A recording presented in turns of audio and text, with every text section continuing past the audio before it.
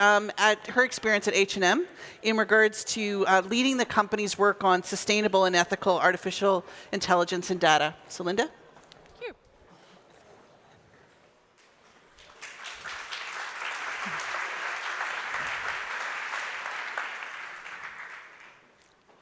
Just wait a few seconds.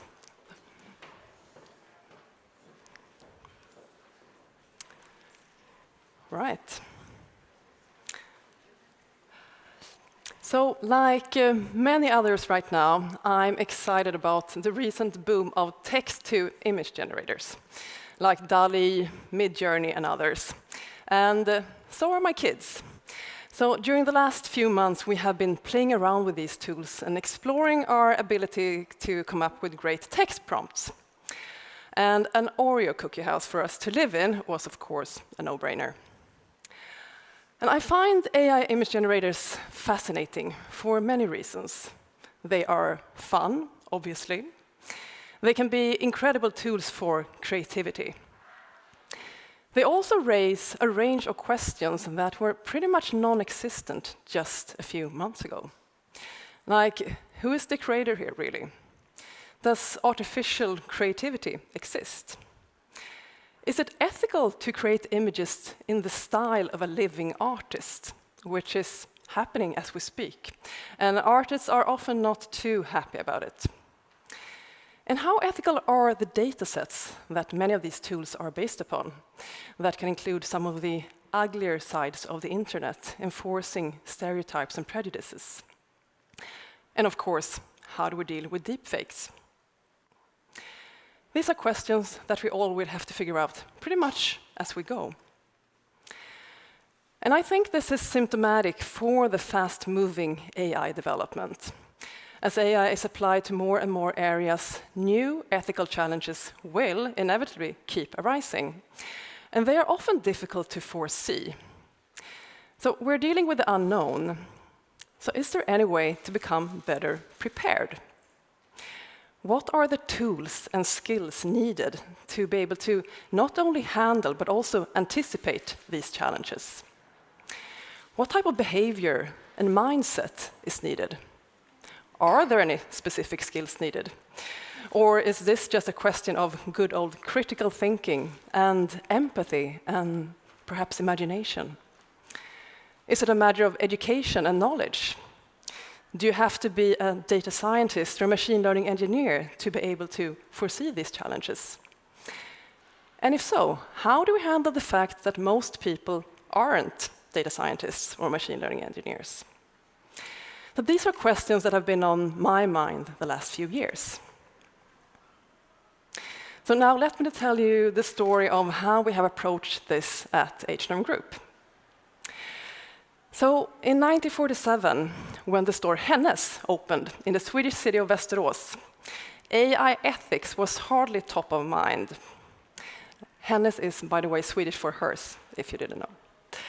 And from there on, the company grew to the global family of brands it is today, present in 77 markets, and still driven by the same desire to make fashion and design available and affordable to everyone.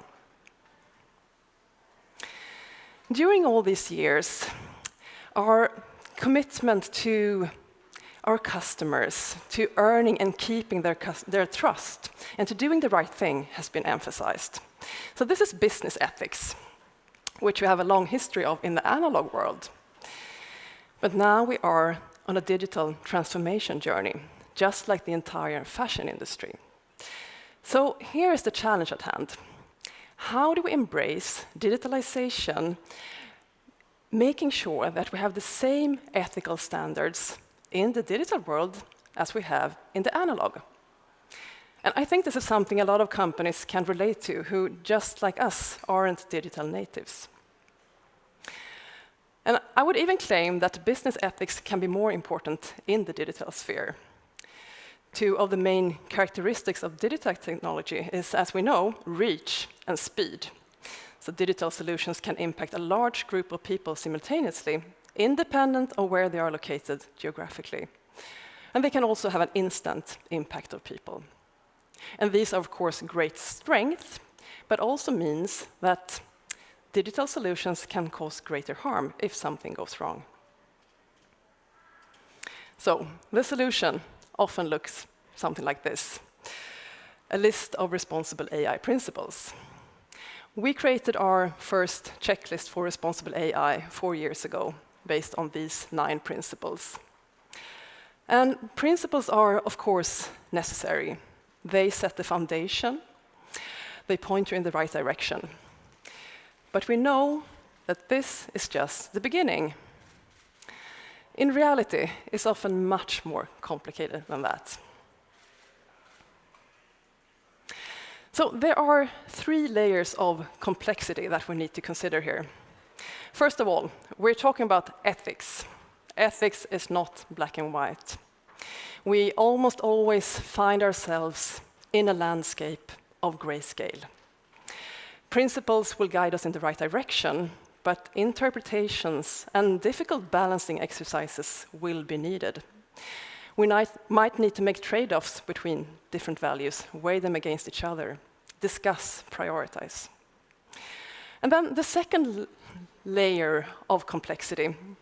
Here we're talking specifically about ethics in AI, in an emerging field and a fast-developing field, which means new ethical challenges will keep coming, new problems that we never faced before. So we can't really rely on old answers. And it's also difficult to rely on our gut feeling. Even if we have a great ethical compass, it's not always easy to apply to new ethical challenges. AI ethics and tech ethics is also an area where we don't have a history of common ethical frameworks if we compare it to, for example, ethics in journalism or medicine. And at the same time, we can't rely on legal frameworks either, because legislation can't really keep pace with innovation. So all this adds another layer of gray to the already gray zones of ethics. And finally, we're also talking about humans. It is human beings, after all, who are going to navigate this already complex ethical landscape. And as we know, human beings can also be pretty complex. We can often be both irrational and unpredictable. When I joined the AI department at H&M Group 4 years ago, my manager told me it's 10% AI, 20% IT, and 70% people and processes. And he was talking about the challenge of implementing and scaling AI across a large global organization. And he was right. And the same argument can also be applied to responsible AI. After all, what we are talking about is a technological transformation built on behavioral change.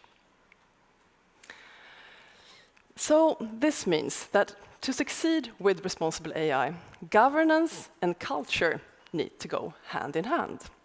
So we do need governance tools like principles and operational frameworks to put the principles into action.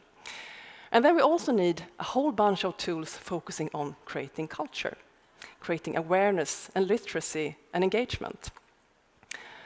I wouldn't say that culture eats governance for breakfast, but we can't only approach responsible AI with governance, because even if we have the best principles in place, we also need to make people embrace them.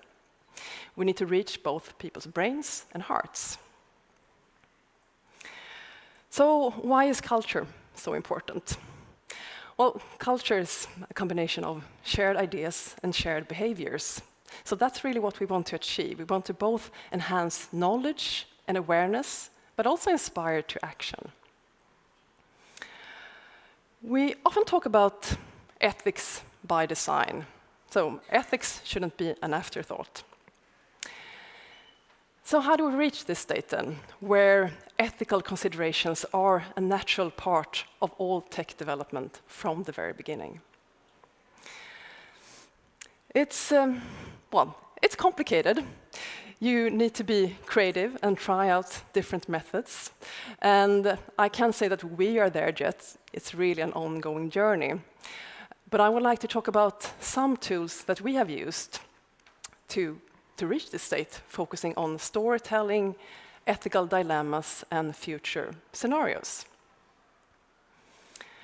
So a few years ago, we started something that we call the Ethical AI Debate Club. We started writing these fictional ethical dilemmas that take place in the fashion industry in a not-so-distant future. And then we recorded them with an AI-generated voice.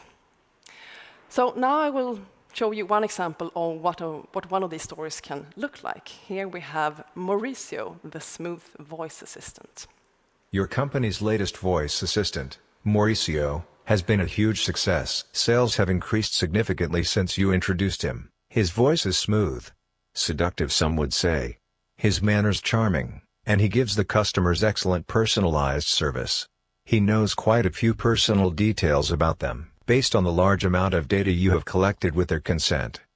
But the conversation never feels intrusive.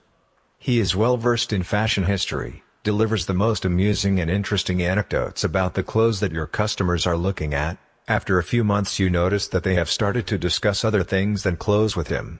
Life, love, lust. People are sharing their innermost secrets. He is such a good listener.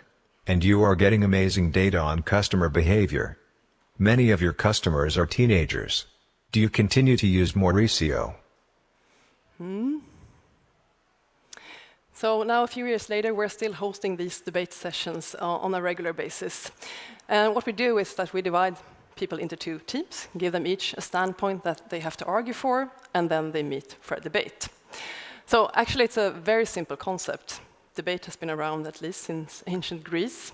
We're just adding a sci-fi filter to it. But it's like something happens when people do these debate sessions.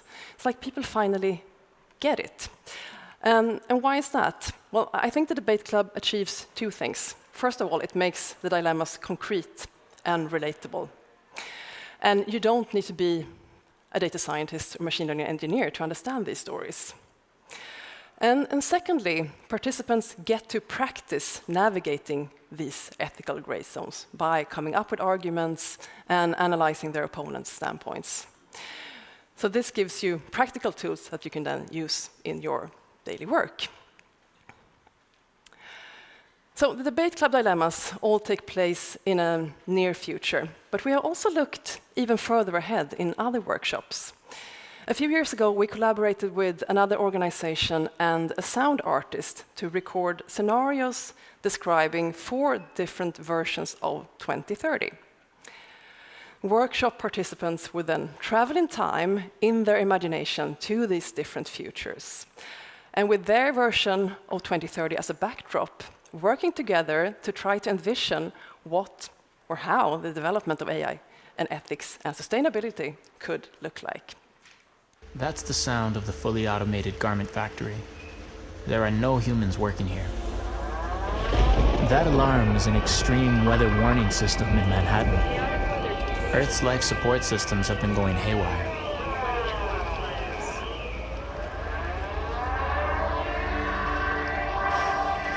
You have arrived in 2030. It's a world where people are still learning to cope with unemployment due to automation. Future scenarios can be eye-openers, and they also challenge the participants to think creatively and prepare them for anticipating these new unknown challenges. So both these methods, future scenarios and ethical dilemmas, build upon the power of storytelling and the power of words, so using language and stories to create engagement and understanding. And this is something that we are emphasizing in general when we're talking about responsible AI. What terminology and which words do we use? And I always try to emphasize that responsible AI is not only about risk mitigation or compliance, it's a way of making better AI. And perhaps most importantly, responsibility. It's everyone's responsibility to be responsible. So this is not just something for the responsible AI team. Responsible AI should be a mission for the whole organization and the whole AI community, something that we are continuously creating together. Thank you.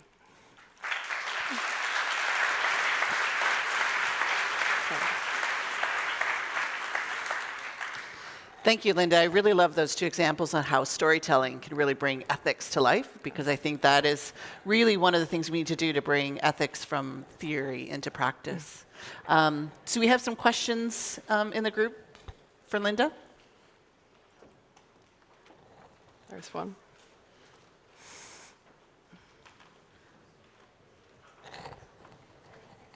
Thank you. I was actually wondering, perhaps if you can share a little bit of how your position came to be, because I think for many large organizations, this is not an easy task, and you know, politically and processes and organizational questions that arise from then, and perhaps you can share a little bit of the history of the position. Thank you. Yeah, absolutely. So I joined in 2018, so pretty early for being a responsible AI team outside of the tech world, I would say. And this was when the AI department was founded at H&M Group. And as we are a value-driven company with a long history and wanted to do the right thing, I think it was natural for us to create this position. But when I joined, it was called AI, Head of AI Policy. So it was a little bit vague exactly what it would entail. But from the very beginning, we had a close collaboration with the sustainability department. So the ambition has always been both to, of course, prevent harm, doing the right thing, but also using AI as a tool to reach our sustainability goals. So that's really how it started at H&M Group. Do we have another question? There we go. Yeah, just a quick question about it. You said most of it's processes. Can I ask, how did you create any processes out of your debate club? So you had a debate, you guys decided something, everybody went, yeah, this was great. How did you deliver on this? What was the value added? Just curious. We don't, I would say. So the debate club is just for awareness raising and training. So the purpose with the debate club is not to solve the dilemmas. It's to make people aware of the potential challenges. So it's purely awareness raising and training. You're lucky to be able to do that. It's important. Yeah. Is there another question? So maybe while we wait to see if there's another question, I can ask one of you, Linda. So what do you think, as you do think about some of the processes that you've built around responsible AI, what has been some of the drivers behind that? Well, we had this dual ambition from the very beginning, so both to prevent causing any harm and to use AI to do good, mainly reaching our sustainability goals. Okay. Yeah. Great. If that's Yes, thank you. answer. Is there any other question from the audience? Oh, there's one, I think. Hi. Do you get the senior management team to engage in these debates? That's a very good question. Not yet. Well, no, actually, the head of sustainability was part of the first debate club that we did, the very first one in 2019. So we have had some very senior executives taking part. But that's a good idea. We should do it for the top management team. Thanks. We have time for one more question if there's another question in the audience. There's one. Oh, there's one right there. So I'm Martin Lindskog, City of Stockholm. How do you engage with your customers? Also a very good question. If we stay with the debate club, when we did it the first time, we did actually at an external event. So at that event, we invited customers, and we keep doing it. So this is not an internal thing. We're still also engaging with customers in the debate club, for example. And that is, of course, key. Like, what do our customers want? Yeah, so important. An example. I think there's an opportunity to think about how to extend this debate club opportunity to so many different stakeholder groups. It could be through, your customers and academics, and I just think the storytelling has such a great opportunity for education. And so thank you so much for bringing that to us today, Linda. So round of applause, please, for Linda. Thanks. Are you ready?